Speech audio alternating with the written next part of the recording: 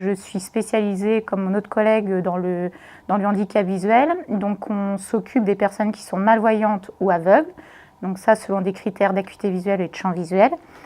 Et donc notre rôle, c'est de leur permettre de rester un maximum indépendants dans les actes de la vie quotidienne. Souvent, les gens, quand ils viennent nous voir, ils n'ont pas conscience du potentiel visuel qui leur reste. On est là aussi pour leur expliquer, se dire bah, oui, ça dysfonctionne.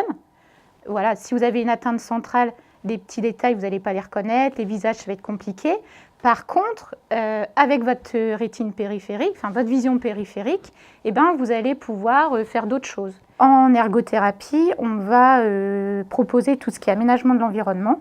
Et donc, dans le milieu du handicap visuel, les grands axes, ça va être les contrastes et après l'éclairage. Même si on est en salle, ici, même si on se déplace peu au domicile, en fait, on va toujours essayer de se mettre en situation, donc de resimuler les activités pour que les personnes puissent vraiment transférer après ce qu'on fait ici en séance chez elles.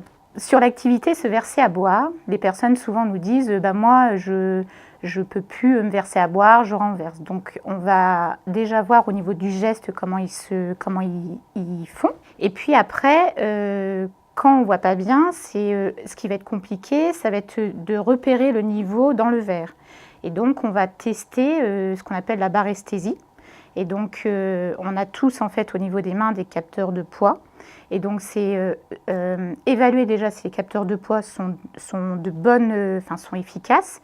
Et ensuite, utiliser cette baresthésie pour se verser à boire au poids. On est toujours là pour dire, vous pouvez aussi faire différemment. Vous avez d'autres potentiels en vous qui existent et on peut ensemble en rééducation les travailler.